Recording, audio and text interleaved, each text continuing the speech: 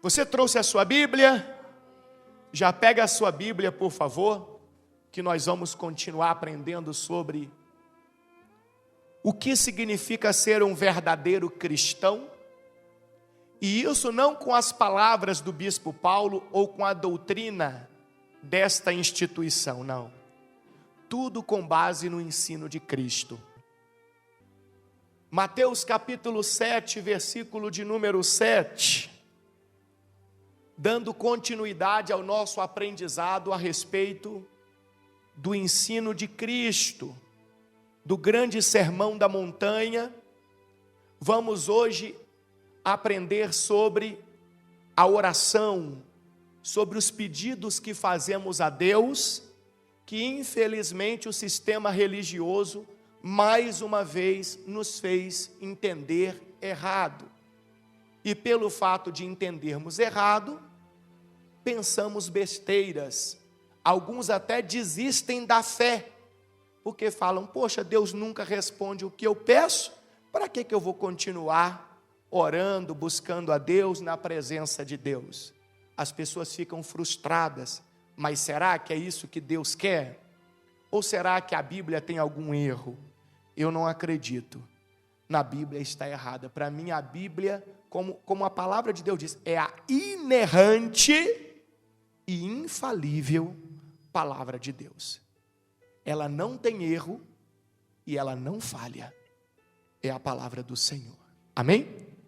Mateus capítulo 7, versículo 7. Coloca na NVT para mim, por favor. Olha o que diz o texto sagrado. Vamos ler aqui juntos. Peçam e receberão. Procurem e encontrarão. Batam e a porta lhe será o quê? Aberta. Pois todos que pedem, recebem. Todos que procuram, encontram. E para todos que batem, a porta é aberta. Olha o que a religião, o sistema religioso nos fez acreditar. Que tudo o que você pedir, Deus vai te dar. Mas aqui não está escrito que tudo o que você pedir, Deus vai te dar. Não está escrito. O que está escrito? Peçam e receberão. Peçam o quê? Eu não posso ler a Bíblia de forma isolada. Pegar aqui um versículo ou dois e tirar minhas conclusões. Eu só vou entender a Bíblia quando eu contextualizar ela. Tem que ter algumas partes na Bíblia, na própria Bíblia, que me façam entender o que o Senhor Jesus quis dizer aqui.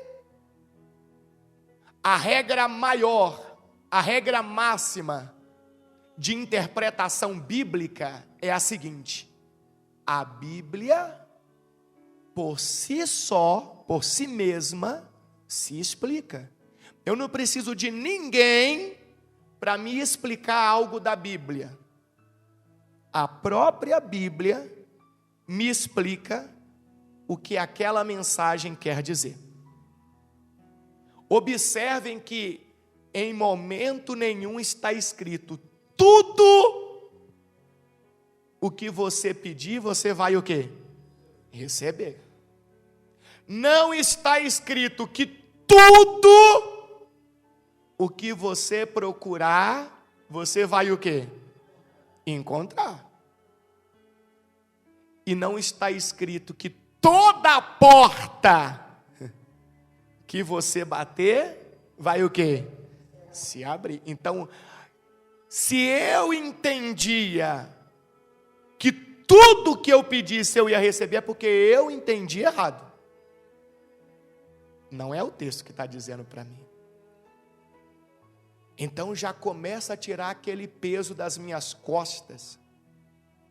que muitas das vezes passou pela minha cabeça que eu não tive fé suficiente. E ainda até talvez ouvir da boca dos outros, é porque você não está tendo fé, você tem que ter mais fé, por isso que você pede e não recebe. Olha o peso saindo, graças a Deus. Porque tem gente que abandona os caminhos do Senhor por palavras assim. Não, você não está tendo fé suficiente. Meu Deus, e o que é a fé suficiente? É andar de joelho 20 quilômetros? O que é a fé suficiente? É ficar em pé 3 dias no monte orando? O que é a fé suficiente? Esse entendimento, ele nos causa mal. Ele nos afasta de Deus. Então olha o que diz no versículo 8. Olha o que está no 8. Pois todos que pedem, recebem, mas pedem o quê? Todos que procuram, encontram. Procuram o quê? E para todos que batem, a porta é o quê? Aberta. Você quer ver como é que a coisa é simples de entender? Imagina que eu olho para esse obreiro aqui e falo: meu Deus, eu quero que ele morra. Se funcionasse tudo que pede, recebe? Está entendendo? Não, mas você está entendendo como que a coisa não pode funcionar assim? O texto bíblico não pode ter esse sentido? Porque alguém talvez vai dizer: não, se tudo que você pedir que seja bom, aquilo que é ruim, não tem como acontecer. Mas aonde está distinguindo isso aqui? Tudo que você pedir que for bom, vai acontecer. E tudo que você pedir que for mal, não vai acontecer. Não tem isso aqui. Está vendo como é que um erro leva a outro erro? Um erro leva a outro. Não é isso que Cristo ensinou.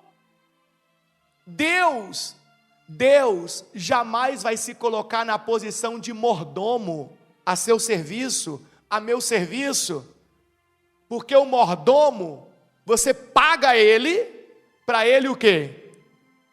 Te servir. Aí você fala: o mordomo vai pegar meu carro e vai lavar agora. Aí tá bom, ele vai. Você pediu e ele vai. Ô mordomo, agora eu quero comer macarrão. Aí o mordomo vai fazer macarrão. Deus não é isso não, pessoal. Não condicionem Deus não. Deus está acima de tudo e de todos. Deus é o Senhor, nós somos os servos. Então vamos entender melhor o que Cristo quis dizer? Vai comigo, por favor, lá no livro de 1 João, capítulo 5, versículo de número 13. 1 João, capítulo 5, versículo 13. Vamos procurar entender o que Cristo ensinou lá no Sermão da Montanha. Olha o que está escrito. Escrevi estas coisas a vocês que creem no nome do Filho de Deus, para que saibam que tem a vida eterna. Lê para mim vocês agora, vai, lê aí, vai. Estamos certos de que Ele nos ouve sempre que lhe pedimos algo, conforme a sua vontade. Então já começou a esclarecer para mim aqui. Aquele pedido que eu vou fazer e vou receber, ele tem que estar de acordo com a vontade de Deus e não com a minha vontade. Olha que interessante. Então aquele pedir e receberá, ou tudo aquilo, tudo não, né? Todo aquele que pede vai receber, está vinculado aos pedidos que a pessoa faz, que estejam de acordo com a vontade de Deus. Aí tem gente que já vira e fala: e não é da vontade de Deus que eu tenha saúde? Talvez não. Ah, mas como não? Deus não quer o melhor para mim? E quem disse para você que o melhor para você é isso? Ah, não, porque eu penso assim. Ah, então não é o que a Bíblia diz. É o que você pensa, é o que você quer, é o que você acha que é melhor. Não o que a Bíblia está ensinando. O meu pedido, ele terá garantia de resposta se aquele pedido estiver de acordo com a vontade de quem? De Deus. Versículo 15. E, uma vez que sabemos que Ele ouve nossos pedidos, também sabemos o quê? Sabemos o quê? Que Ele nos dará o que pedimos. A partir do momento que aquilo que eu estou pedindo está de acordo com a vontade dEle. Olha que lindo. Olha Deus dizendo para mim assim, ó, que Ele é Senhor e Ele faz o que Ele quer e que Ele entende que é melhor para você, para mim, sempre de acordo com a vontade dEle. Não porque eu quero. Ah, mas eu quero muito. Ah, eu quero tanta coisa.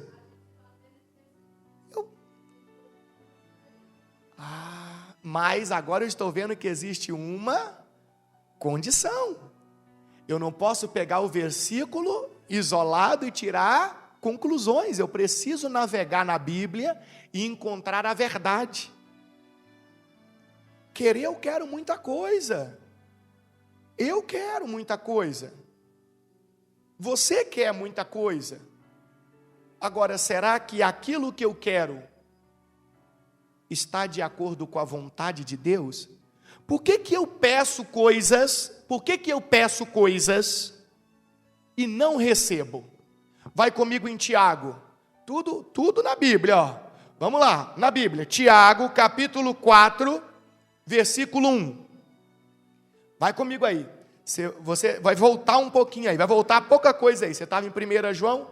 Volta aí, só um pouquinho. Certo? Olha o que está escrito. De onde vêm as discussões e brigas em seu meio? No meio de quem? Da igreja. Das pessoas que estão buscando a quem? A Deus. Como é que eu sei que é da igreja? Você volta comigo no capítulo 3, versículo 1, aqui de Tiago. Você vai ver que Tiago está falando com a igreja, ou seja, conosco. Então olha o que ele diz. Meus irmãos. Ó, Tiago chama as pessoas de irmãos. E diz, não sejam muitos de vocês o quê? Mestres. Pois nós, os que ensinamos, seremos julgados com mais rigor. É aquilo que eu sempre falo. A função daquele que está no púlpito vai ter um peso grande no dia do juízo. Porque se ele estiver ensinando errado, conduzindo de uma forma errada, ele está enrolado. Então Tiago está falando com a igreja, presta atenção, conosco. Aí no capítulo 4, versículo 1, olha o que está escrito lá, que nós estávamos lendo. De onde vêm as discussões e brigas em seu meio? Acaso não procedem dos prazeres que guerreiam dentro de vocês? Querem, lê para mim, vai. Querem o que não tem e até matam para consegui-lo. Ou seja, a pessoa quer tanto alguma coisa que ela acha que aquilo tem que acontecer, Deus tem que dar a qualquer custo, a qualquer preço, ela quer aquilo e pronto.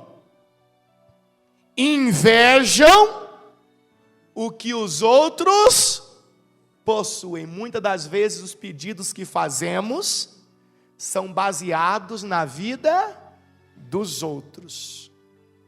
E Deus conhece todos os meus pensamentos. Você já pensou se Deus fosse dar tudo que a pessoa pediu?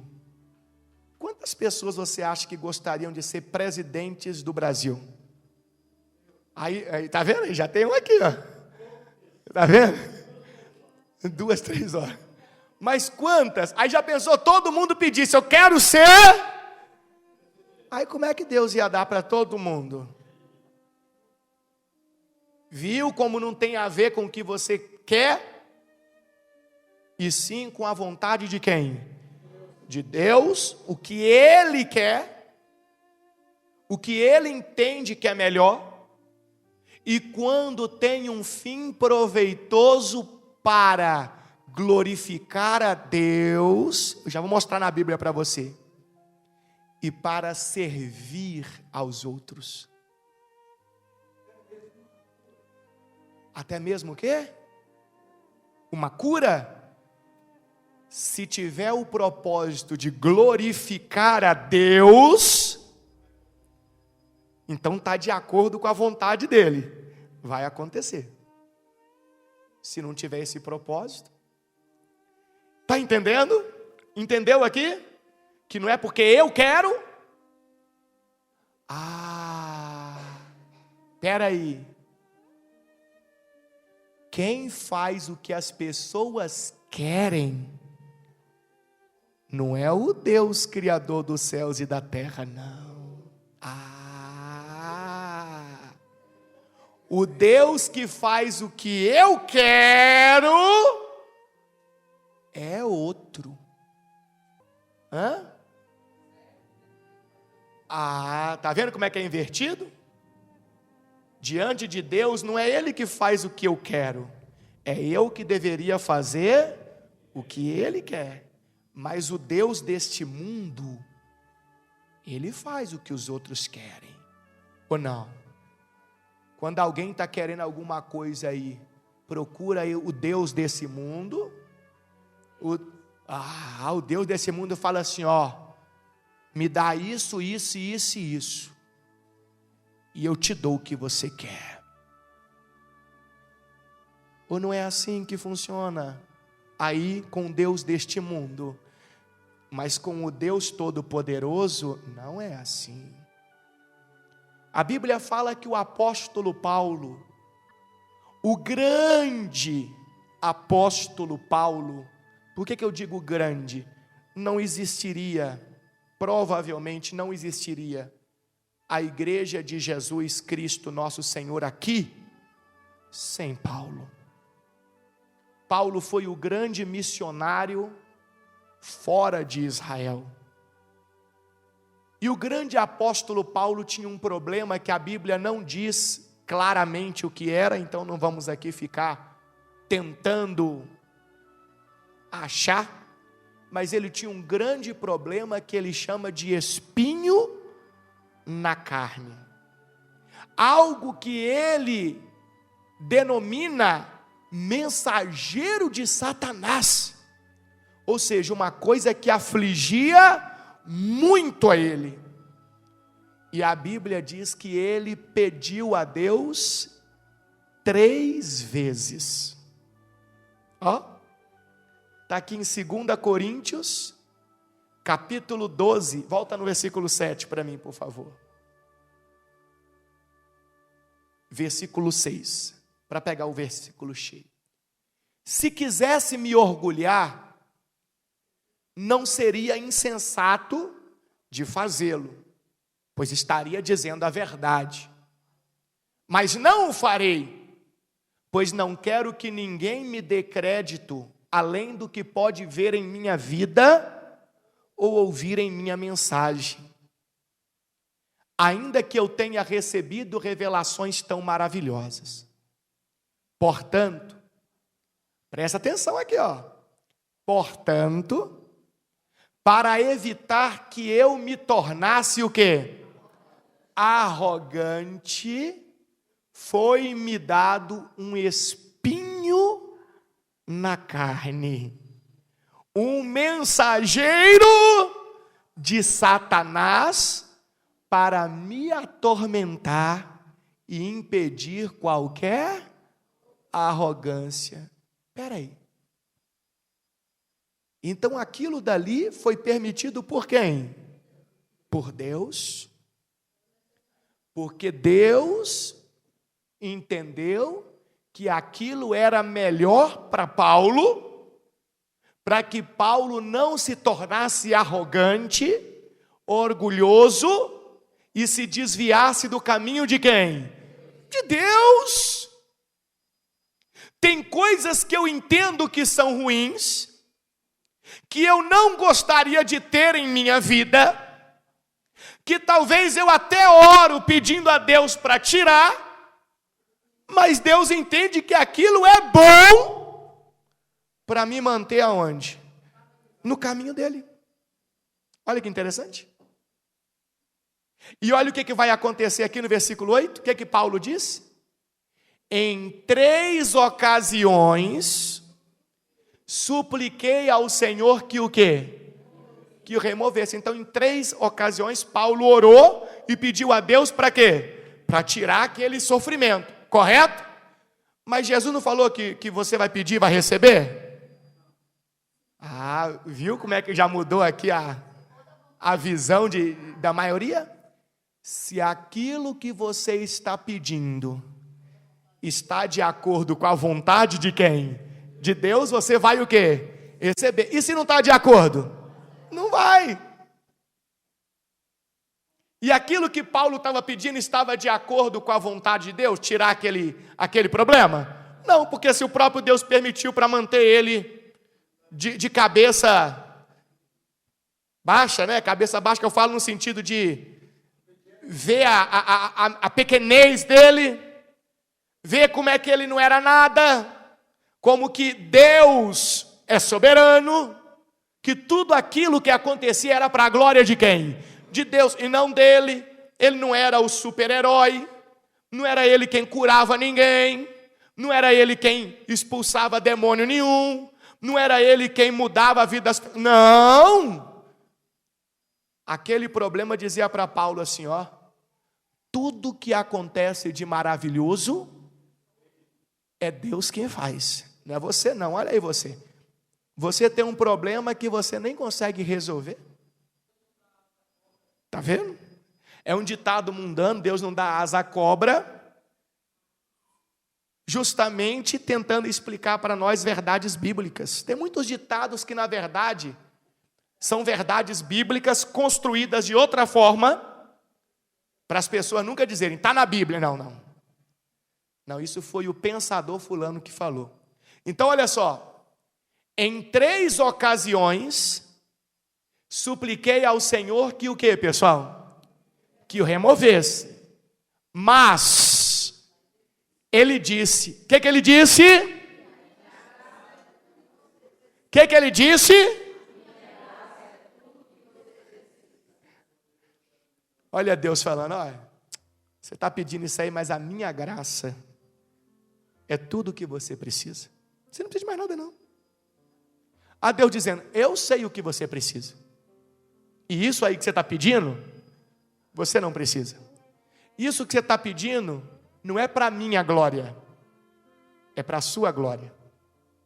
Então, minha graça é tudo que você precisa. Meu poder opera melhor na fraqueza. Olha que profundo isso. Olha que tremendo isso. Meu poder opera melhor na fraqueza. Quer dizer que enquanto você estiver na humildade e ver o quanto você depende de mim e o quanto você é pequeno, que sozinho você não pode nada, que você é fraco, então o meu poder vai operar cada vez mais através da sua vida. Olha que tremendo isso. É Deus dizendo para nós assim: o que importa é que Ele cresça, que Ele seja glorificado. Nós somos chamados para servir a Deus e não para ser servidos por Deus. Aí ele termina assim, ó, Paulo falando assim, ó: portanto, agora fico feliz de me orgulhar de minhas fraquezas, para que o poder de Deus opere por meu intermédio. Então olha que lindo. É a pessoa entendendo que ela foi chamada para servir a Deus. É a pessoa entendendo que o Espírito Santo quer fazer dela um instrumento para a glória de Deus. É a pessoa vivendo para Deus e não para ela. É a pessoa se esvaziando da vaidade dela, da arrogância dela: eu quero isso, eu quero aquilo, eu sou isso, eu faço, eu isso, olha eu. Nunca Deus. Deus está sendo esquecido. E o pior de tudo, no lugar aonde Ele deveria estar sendo o centro de todas as atenções e pregações, Ele está sendo esquecido. Tem pregador que diz que as pessoas é que são o centro de tudo. Não. Deus é o centro de tudo. Deus é o Senhor. Então, olha como que a própria Bíblia está me mostrando que não existe isso, que tudo que você vai pedir, você vai receber. Olha a Bíblia ensinando para nós que não tem a ver com o que você quer, e sim com o que Deus quer. Olha a Bíblia mostrando para mim e para você que a sua fé não é pequena demais, sua fé é grande. E ao mesmo tempo, o texto sagrado dizendo para mim que a Bíblia não está errada, a Bíblia está certa. Nós que interpretamos errado, ou ouvimos alguém dizendo o contrário, e nós aceitamos aquilo daquele jeito, porque convinha. Vai comigo, por favor, lá no livro de João agora. João, não na epístola de João, no Evangelho de Jesus, nas palavras de João, capítulo 14, versículo 11. Capítulo 14, versículo 11. Encontraram? Olha o que está escrito. Olha o que Jesus disse: apenas creiam que eu estou em quem? No Pai, e que o Pai está em quem? Em mim. Então veja que o grande objetivo de Jesus era levar aquelas pessoas que estavam ali com Ele, e nós também, a crermos que Jesus e o Pai são um só, estão ligados. Crermos que Jesus foi enviado pelo Pai para trazer a salvação, a redenção. Então o objetivo maior sempre foi esse. Então ele diz assim, olha, ou creiam, pelo menos por causa das obras que vocês me viram realizar. Então, peraí, as obras que ele realizou foi para levar as pessoas a crerem que ele tinha sido enviado por quem? Por Deus, para trazer a oportunidade de salvação, que ele era o Cristo. As obras que ele realizou nunca foram para satisfazer os desejos das pessoas, mas sempre para revelar que ele era quem? O Cristo. Sempre. Aí ele vai dizer assim no versículo 12, ó: eu lhes digo a verdade, quem crê em mim, crê que ele é o quê? Crê que Jesus é o Cristo, é o Salvador, fará as mesmas obras que eu tenho realizado, e até maiores, pois eu vou para quem? Para o Pai. Por que que ele disse que quem crê nele, que ele é o Cristo, vai poder fazer as mesmas obras que ele fez e até outras maiores? Para quê?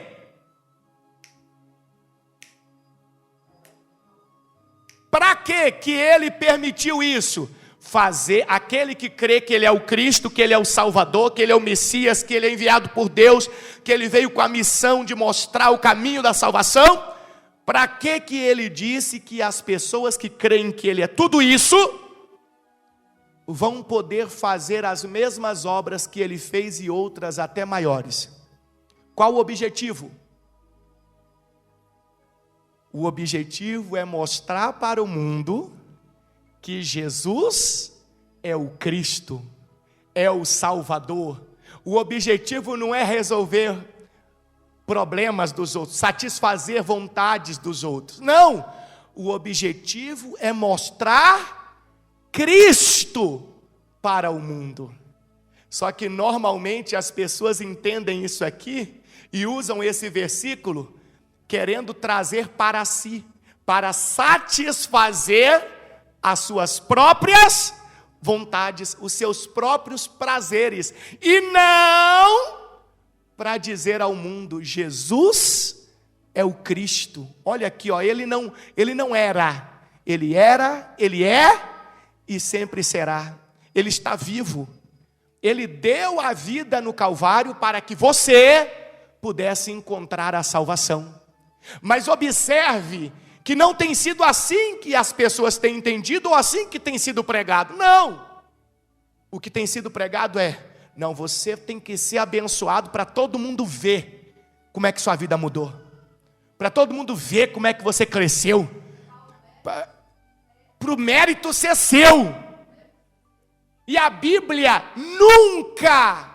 nunca quis dizer que o mérito tem que ser seu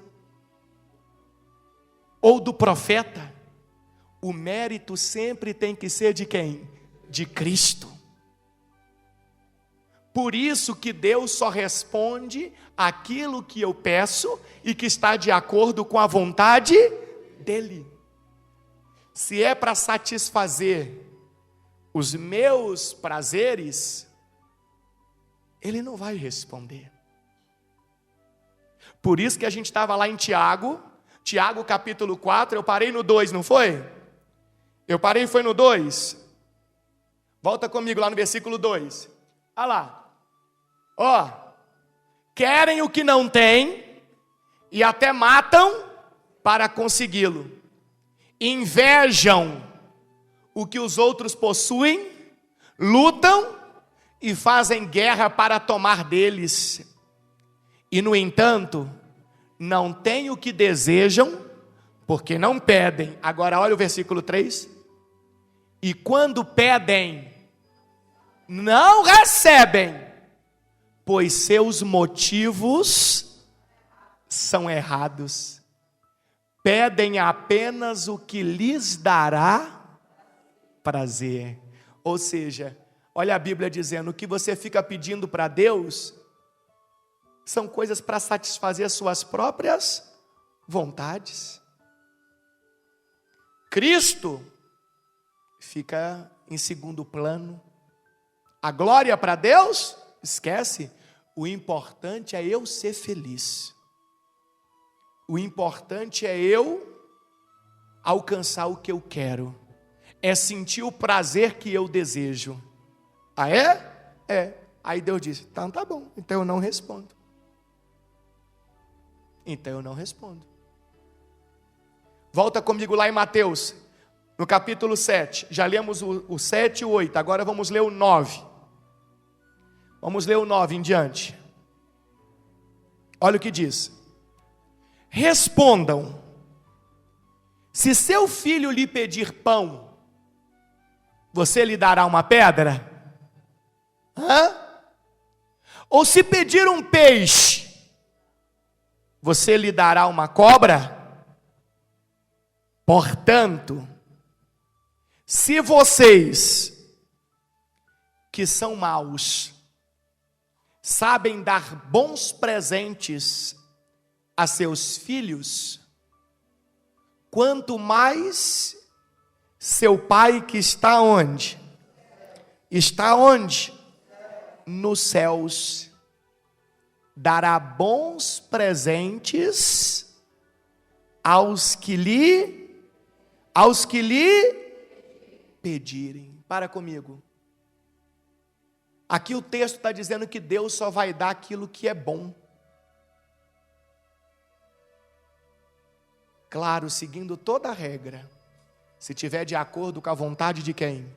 De Deus. Se for para me servir aos outros, Ele só vai dar o que é bom.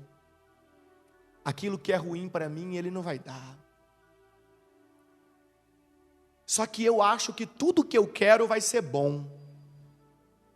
E eu vou dizer uma coisa para você, e você vai refletir em casa, e eu tenho certeza que você vai chegar a boas conclusões.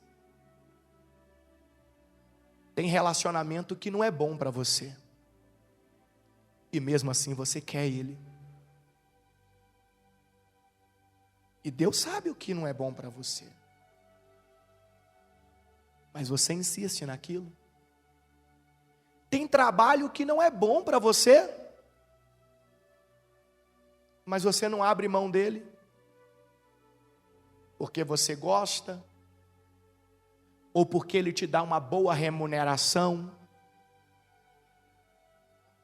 Mas Deus sabe que aquilo não é bom para você.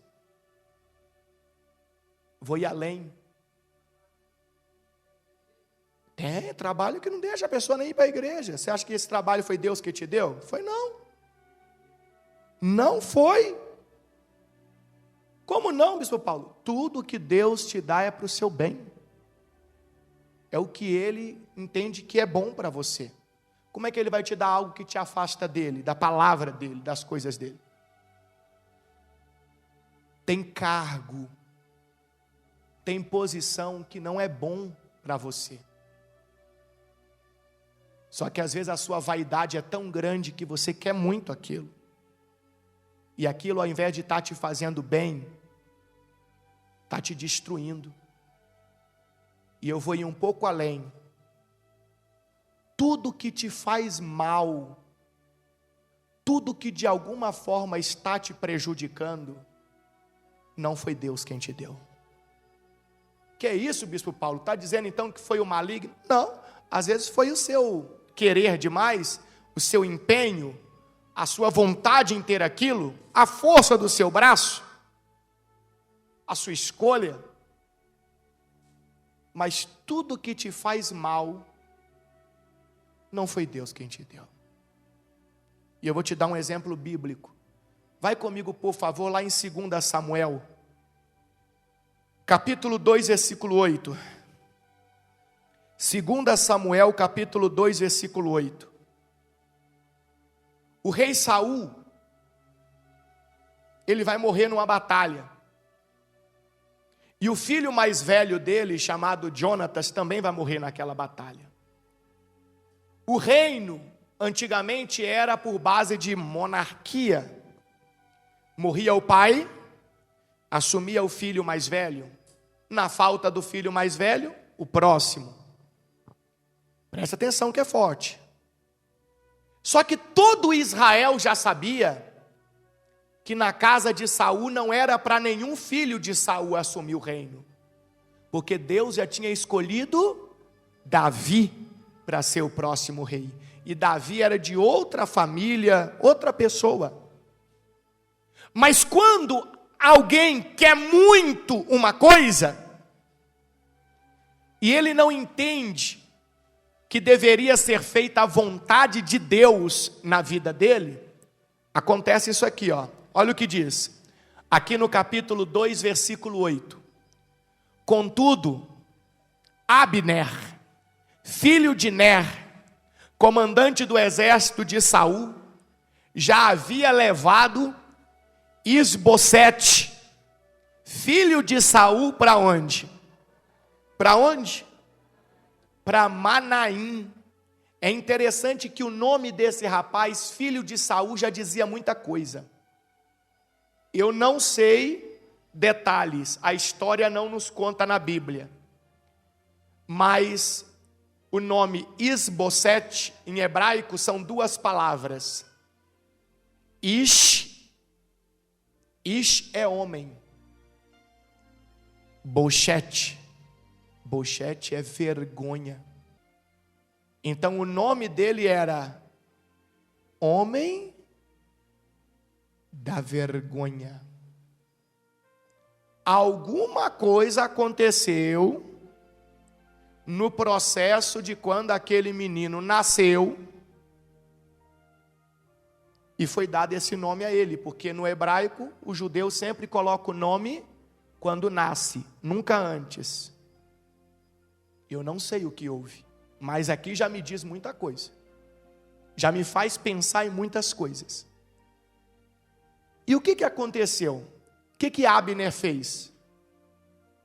Ali, ele proclamou Isbosete rei sobre Gileade, Jezreel, Efraim, Benjamim e sobre toda a terra dos Assuritas e todo o restante de onde? De Israel. Isbosete, filho de Saul, tinha 40 anos quando começou a reinar sobre Israel. E reinou por quanto tempo? 2 anos. Enquanto isso, o povo de Judá permaneceu leal a quem? A Davi. Espera aí. Isbosete sabia que Deus já tinha escolhido Davi para ser rei depois de Saul? Sabia. Mas por que ele aceitou quando Abner foi proclamar ele rei? Porque ele queria aquela coroa. Ele queria aquela posição. Ele não se preocupou com a vontade de quem? De Deus. Vai no capítulo 4, versículo 1 comigo. Aqui de 2 Samuel, estou terminando já. Quando Isbosete, filho de Saul, soube da morte de Abner em Hebrom, perdeu completamente o quê? O ânimo, e todo Israel ficou sem o quê, pessoal? Então, peraí, você vai ler em casa. O Abner era o comandante do exército, é aquele que garantiu a coroa na cabeça de Isbosete. Aí passou um tempo, o Abner foi morto. E agora o Isbosete, que queria tanta coroa, ficou com o quê? Ficou sem ânimo, ficou com medo, ficou desesperado. E agora, o que eu vou fazer?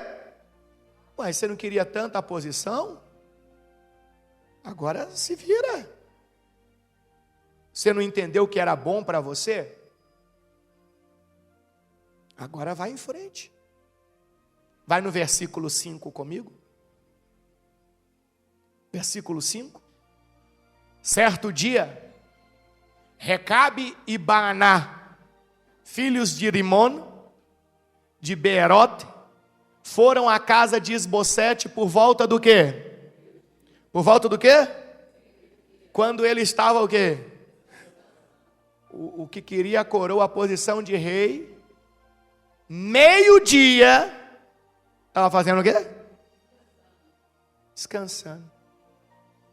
Hã? quilo do almoço?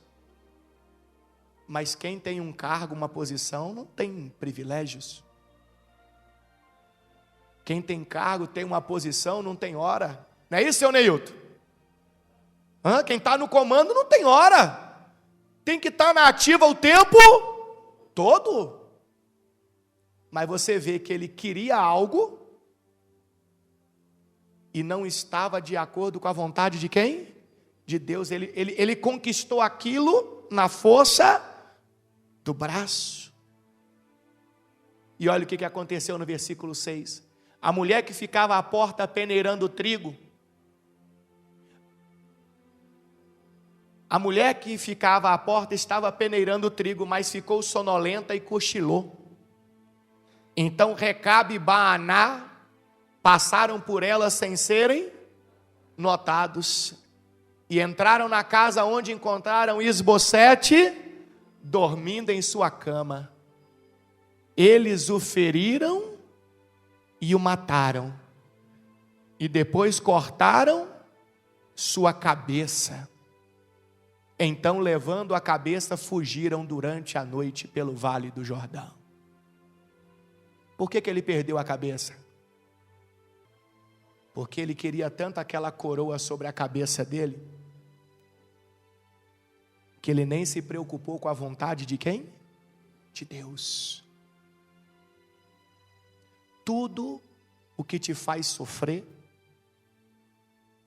tudo o que te faz mal, não vem de Deus.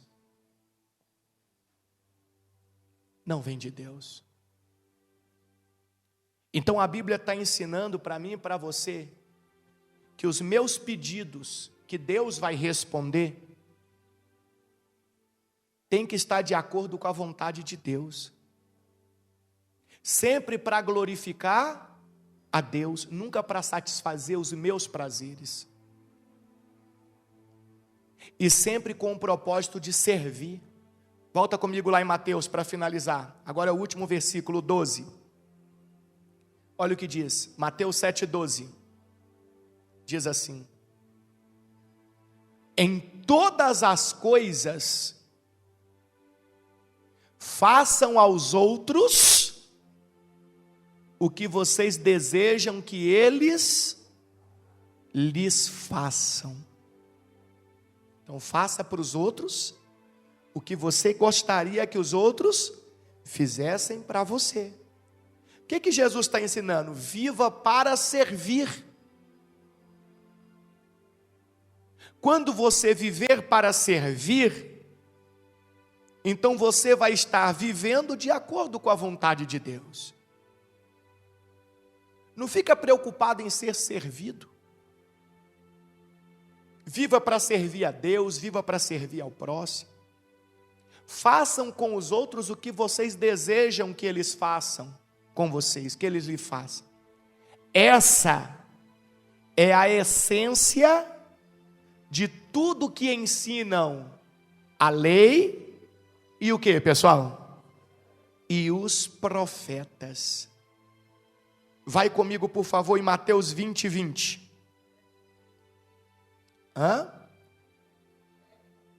É a regra de ouro, é a essência de tudo que ensina a lei e os profetas.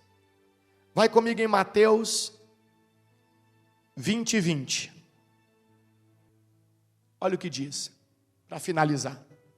Então Jesus terminou lá falando o seguinte: vocês querem pedir algo a Deus? Peça, que esteja de acordo com a vontade de Deus, e que você sempre tenha o propósito de servir, não o propósito de satisfazer as suas vontades, seus desejos, seus prazeres. Aí está dizendo assim, olha que bacana esse exemplo. Então a mãe dos filhos de Zebedeu veio a Jesus com seus filhos, Tiago e João, tá? Ela se ajoelhou diante dele a fim de lhe pedir um favor. Olha o pedir aqui, ó. O que você quer? Perguntou ele. Ela respondeu, por favor, permita que no seu reino meus 2 filhos se sentem em lugares de honra ao seu lado. Um à sua direita e o outro aonde? À sua esquerda. Espera aí, se ela pediu para os 2 filhos dela, um à direita e o outro à esquerda, onde ficavam os outros apóstolos? Qualquer lugar. O mais importante era o quê? Os filhos dela serem o quê? Honrados. Jesus respondeu: vocês não sabem o que estão pedindo. São capazes de beber do cálice que eu estou prestes a beber? Somos, disseram eles. Então Jesus disse: de fato, vocês beberão do meu cálice. Não cabe a mim, no entanto, dizer quem se sentará à minha direita ou à minha esquerda. Meu Pai preparou esses lugares para aqueles que Ele... Então é a vontade de quem? De Deus que vai prevalecer, não é a sua. Jesus falando. Você até quer sentar lá, mas se não foi você que Deus escolheu para sentar lá, você pode pedir, pode querer, pode chorar, pode espernear, esquece. Versículo 24. Quando os outros 10 discípulos souberam o que os 2 irmãos haviam pedido, ficaram o quê? Olha só. Então aqueles 2 causaram confusão, porque aqueles 2 estavam achando que tinham mais privilégio do que os outros, e estavam pedindo a Deus para dar para eles aquele privilégio maior. Por isso que Jesus falou: não, esquece isso. Isso aí não vai ser respondido, não. Então Jesus os reuniu e disse: vocês sabem que os governantes deste mundo têm poder sobre o povo, e que os oficiais exercem sua autoridade sobre os súditos. Entre vocês, porém, ou entre a igreja, será o quê? Diferente. Quem quiser ser o líder entre vocês, lê para mim, quem quiser ser o líder entre vocês, que seja servo. E quem quiser ser o primeiro entre vocês, que se torne escravo. Aos olhos de Deus, quando você tem o propósito de servir, é aí que você se torna grande. Mas quando você tem o propósito de ser servido, aí você se torna pequeno. Quando você busca a glória de Deus, então aquilo que você pede acontece. Quando você busca a sua glória, então Deus não vai te conceder aquilo que você está pedindo. Então está na hora da gente repensar. Por que eu tenho pedido a Deus alguma coisa? Para que a minha vontade seja feita? Ou porque esta é também a vontade de Deus? Porque esta é a vontade, aquilo que Deus quer para mim. Quando a gente compreende a Bíblia do jeito certo, então a gente tem a oportunidade de fazer do jeito que Deus orienta e encontrar a felicidade.